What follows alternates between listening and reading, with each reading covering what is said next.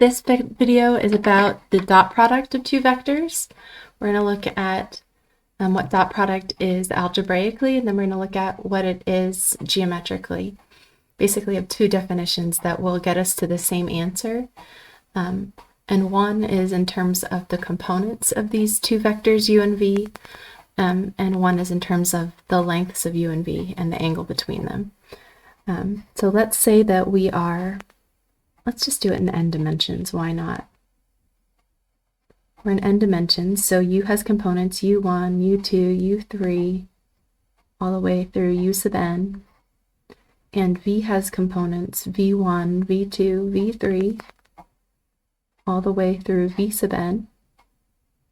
The dot product of those two is defined to be this. You just take the components and you multiply them. And then you add, and then you multiply these two components. And then you add and multiply those two components. And then you add and you keep going until you get to all of the components. So this is what we're going to call the algebraic definition of the dot product.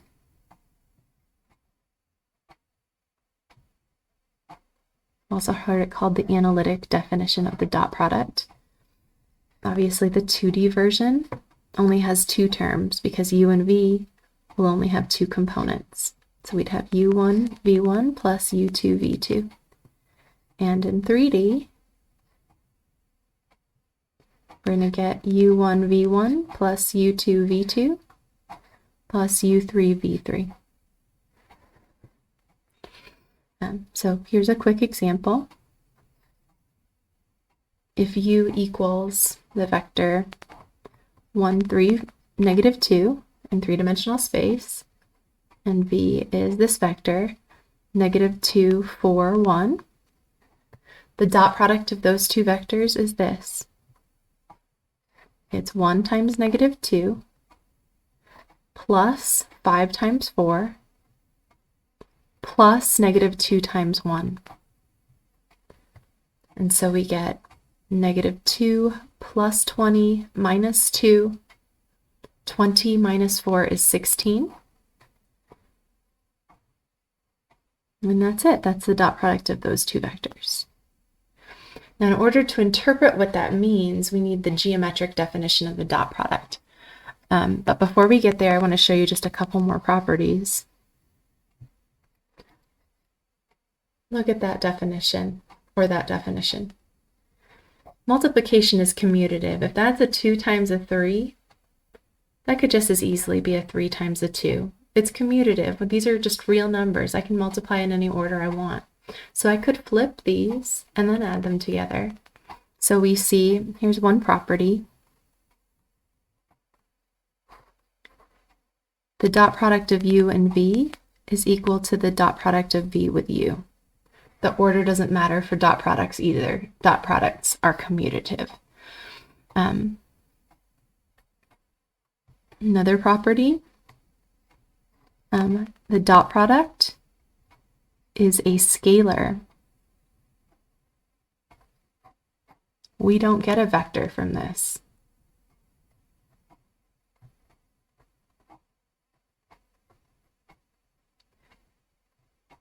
This is the dot product, also known as the scalar product of two vectors u and v. Let's see what happens if I've got the same vector twice.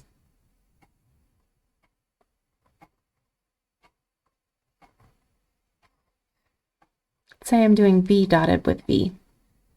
Well, what's that? According to the definition, it's v1 v1 plus v2 v2 all the way through v sub n. That's v1 squared plus v2 squared plus v sub n. There's dots there. Squared. Isn't that just the length of v squared? I think it is. If I took the square root of it, it would be the length of v. So there's a property. If you take v and you dot it with itself, you get the length of v squared, or the length of v squared is v dotted with v. It's an important one. And I think this one's a little bit obvious, but I'll say it anyway. Let's say you're talking about the 0 vector, and the 0 vector is just a vector with n zeros whenever you're in n-dimensional space. It's pretty obvious that if I take the 0 vector and dot it with v,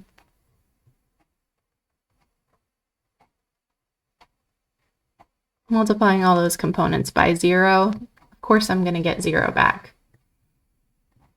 And of course I could change the order like we did up there. So the 0 vector dotted with any other vector is always going to give you 0. Now the next definition of dot product is called the geometric definition. I think the geometric definition is much more insightful. This is very good for calculating things. If I've got components, just multiply and add. That's it. And you get that. Very nice, very easy, very efficient. And it turns out once we know the geometric definition, we're going to actually be able to interpret this number geometrically. So this algebraic or analytic calculation, it got us a 16, and that 16 means something. In order to figure out what it means, we need to look at the geometric definition.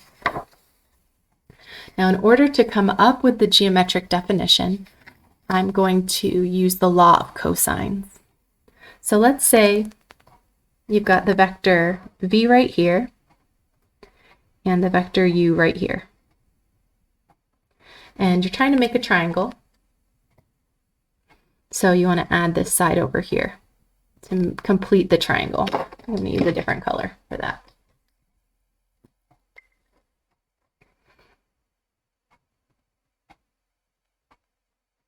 Now, I know that if I take this vector and I add it to this one, I should get v. So that better be v minus u. Because if I take v minus u and I add it to u, well, the u and the minus u should reduce and I should get v back. So this is a triangle, and opposite the v minus u, I want to call this angle theta. So theta is the angle between u and v. So notice that we have drawn u and v with the same initial point.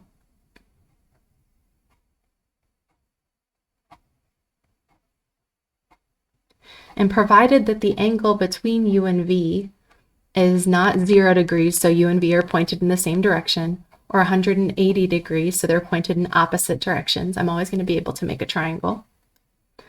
So we're going to assume that theta is not 0, not 360 degrees, or I said 360, I meant 180, sorry. So not in the same direction, and they're not pointing in opposite directions. So I can make a triangle. Well, with that in mind, I can apply the law of cosines. And that law of cosines is going to tell me, something about what all of this means. Now remember what the law of cosines said. You've got a triangle that looks like this, much like our triangle. If this is alpha, beta, and gamma, and alpha is across from A, and beta is across from B, and gamma is across from C, it turns out that C squared is equal to A squared plus B squared minus 2 times A times B times the cosine of the angle between them. The angle between them is the angle across from C, that's gamma. That's just a statement of the law of cosines. Now, in this picture, instead of, I'm looking at this angle instead of gamma. So this is playing the role of C, and this is playing the role of gamma.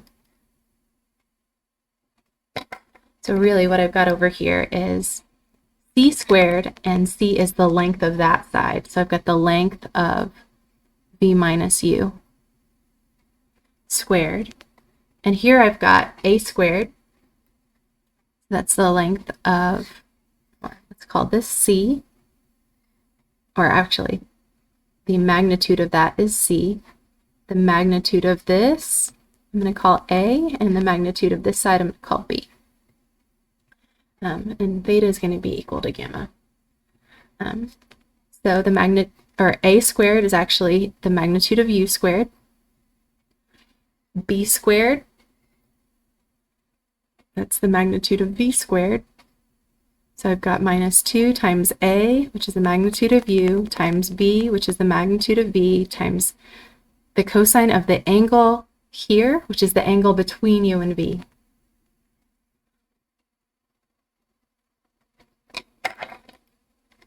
So we're going to draw U and V with the same initial point and let theta be the angle between U and V. They have to have the same initial point, otherwise none of this holds. Okay, that is the angle in between U and V when these guys are pointing away from the same place. All right, well, I claim this is going to tell me something about the dot product. So let's figure it out. Well, let's assume that we're in 2 dimensions. If we're in 2 dimensions, U is going to have components U1 and U2, and V will have components V1 and V2. The length of U squared, remember that's U dotted with U, and this is V dotted with V. Oops. We still have all this over here. I'm going to work on that side in a minute. This is just going to be U1 squared plus U2 squared, and this is V1 squared plus V2 squared. Now we could do this in 3D. All of the math would still hold up just fine. I'm just going to stick with 2D so I don't have to keep track of so many terms, and that is a dot, or a dot product right there. Now in order to do this, this is V minus U, that vector V minus U, dotted with V minus U again. Well, first I need to find V minus U. So let's find V minus U. Take the components of V and subtract the components of U. And you want to dot that with itself. So we're going to end up with V1 minus U1 squared plus V2 minus U2 squared. And this has to be equal to this. So just to do some algebra, that squared is V1 squared minus 2U1 V1 plus U1 squared. And this is V2 squared minus 2U2 V2 plus U2 squared. And I've got all this stuff on the other side. I'm just going to write it down again.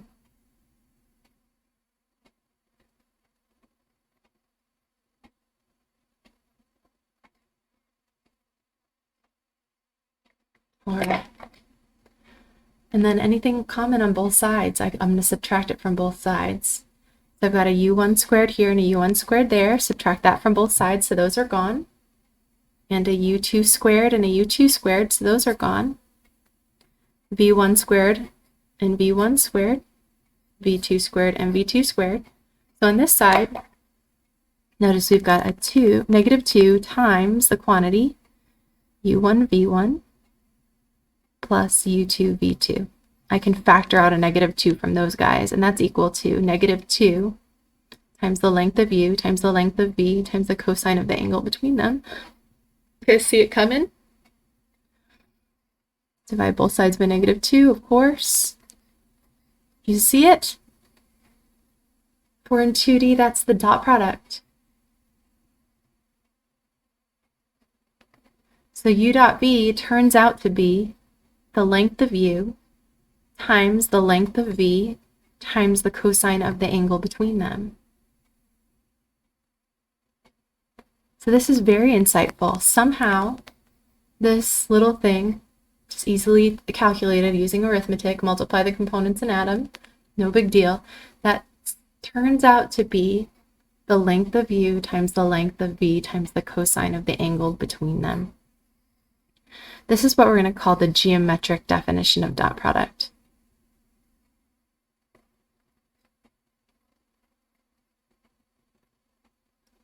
This is very powerful.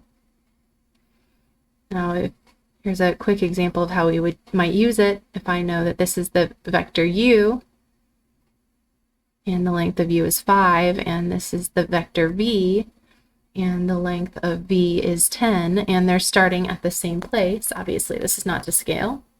And let's say that that angle is 45 degrees.